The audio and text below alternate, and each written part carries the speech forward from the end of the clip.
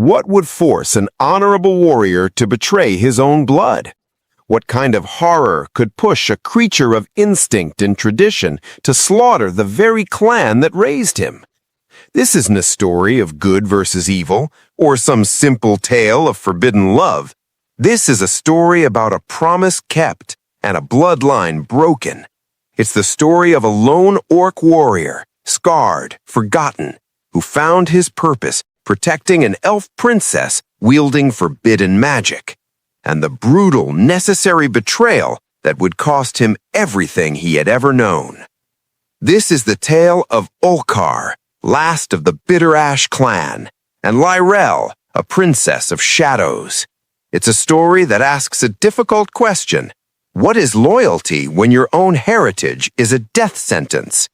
To save the future, he had to destroy his past, and in doing so, he may have just unleashed a far greater darkness upon the world.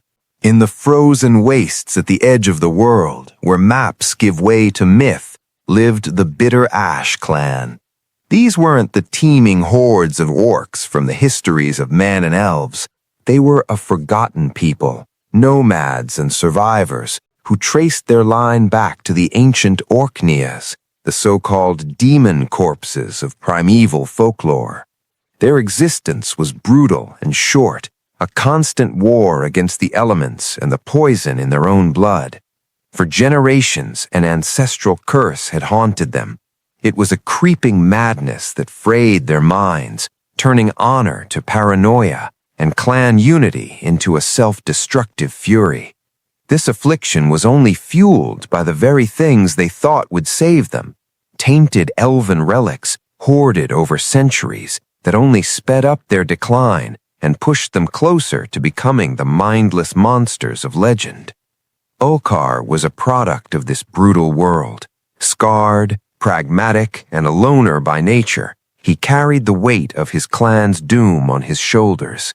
He saw the madness growing in his kin's eyes and heard it in the frantic war chants echoing through their desolate camps.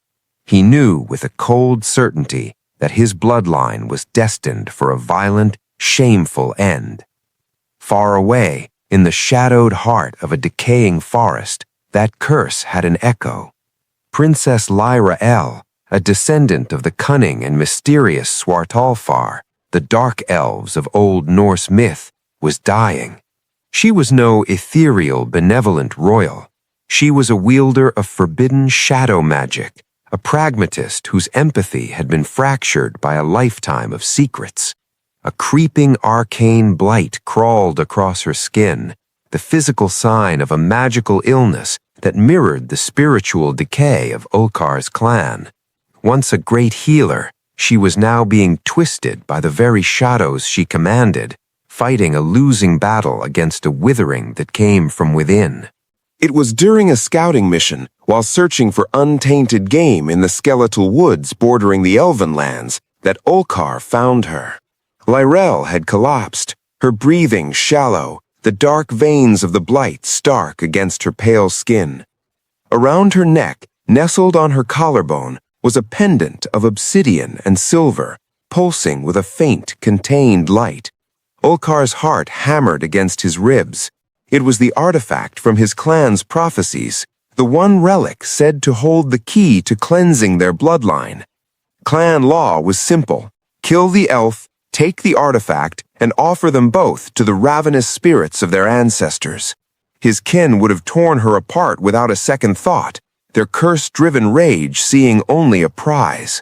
But Ulkar saw something else. He saw a blight that mirrored his people's madness. He saw the controlled power in the artifact, not the chaotic energy of the relics his clan hoarded. He looked at the dying elf, and for the first time, he saw a path that wasn't paved with self-destruction.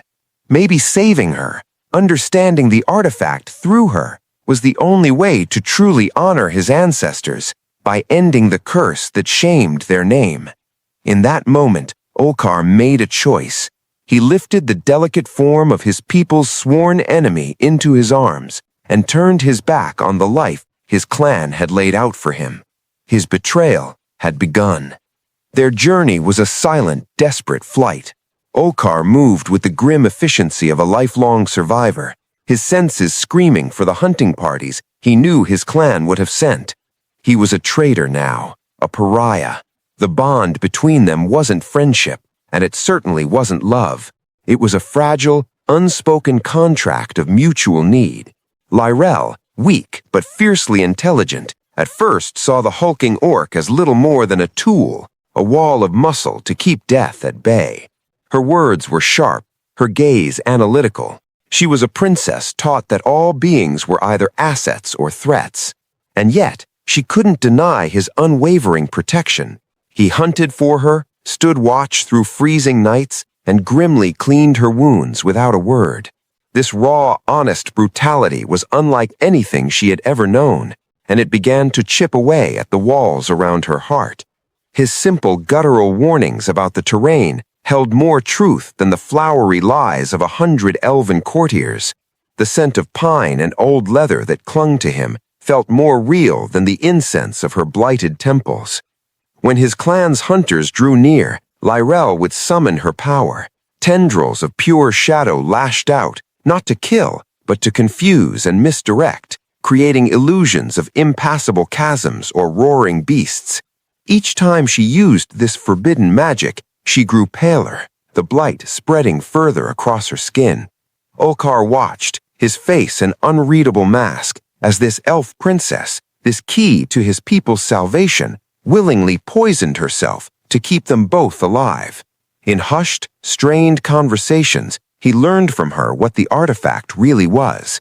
It wasn't a weapon, she explained, but a vessel, a key designed not to destroy a curse, but to contain it, to draw it out of a bloodline and seal it away, but at a terrible, unknown cost.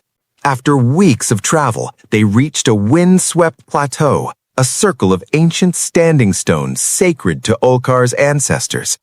This was the place from the prophecy. As Lyriel prepared herself, leaning heavily on a monolith, the horns of the Bitter Ash clan echoed from the surrounding cliffs. They were encircled. Ulkar's chieftain, his eyes gleaming with that familiar madness, strode forward. He placed a heavy hand on Ulkar's shoulder, a grin splitting his face. He thought Ulkar had succeeded, that he'd played the long game, luring the elf and the artifact to this sacred place as a final glorious offering. This was supposed to be Ulkar's moment of triumph. He was offered a place of honor, the hero who had delivered their salvation. He looked at his chieftain, at the desperate, crazed faces of his kin, their bodies already twisted by the curse. They were ghosts. Then he looked at Lyriel. Her back was pressed to the cold stone, her knuckles white as she clutched the artifact. Her expression wasn't fear, it was grim resolve. She was ready to pay the price, and Ulkar knew he had to give her that chance. He didn't hesitate. His axe, the weapon he'd used to defend his clan his entire life, swung not at the elf, but at his own chieftain. The joyous war cries died, replaced by bellows of confusion and pure rage. The betrayal was absolute. With a guttural roar that was part grief and part liberation, Ulkar carved a path through his own people. This wasn't a battle for glory, it was a mercy killing. It was the ultimate act of duty, to end his bloodline's suffering by becoming its executioner. He fought with the fury of a cornered beast, buying Lyriel the precious seconds she needed. The fight was brutal and blessedly short. Ulkar stood panting in the sudden ringing silence, the last living soul of the Bitter Ash clan. He was alone, surrounded by the family he had just slain. He had saved them from their madness by destroying them. He was a kinslayer, a savior, a monster. As he stared at his blood-soaked hands, a wave of energy pulsed from the center of the stones. Lyriel had activated the artifact. A vortex of sickly green and black energy ripped itself from the earth, from the bodies of the fallen orcs, and from Ulkar himself. He felt a lifetime of rage, paranoia, and ancestral madness being torn from his soul. It was an agonizing relief, a spiritual amputation. The curse of the Orkneys was being drawn into the obsidian pendant, but in that moment, the artifact's true price was revealed. It wasn't meant to destroy the curse, only to transfer it. As the last of the energy funneled into the pendant, the dark, blighted veins on Lyriel's skin vanished, only to be replaced by glowing, jagged sigils, the ancient marks of the Orcish curse. The shadow in her eyes was replaced by a smoldering primal rage. The cost of survival is often steeper than we can ever imagine. Ulkar made a choice that no one should ever have to make, and the consequences will ripple out for years to come. If you appreciate these deeper dives into the tragedies of flawed heroes, consider subscribing and joining the community. Let us know in the comments, what do you think of Ulkar's sacrifice? Ulkar stood free of his curse, but he had never been more shackled. He was utterly alone, a ghost haunted by the faces of his kin, his purpose fulfilled at the cost of his entire world. He had protected the elf princess, but in doing so, had damned her to a fate worse than any blight. Lyrel was cured, but she was now the sole vessel for the concentrated madness of an entire Orcish bloodline. Her cunning mind and shadow magic now bound to an ancient, self-destructive fury. They were two survivors, adrift in a world that would see them both as monsters. One, an orc who murdered his people for an enemy. The other, an elf princess carrying the soul of a dying race inside her. He saved her life only to trap her in his people's curse. Was the betrayal worth it?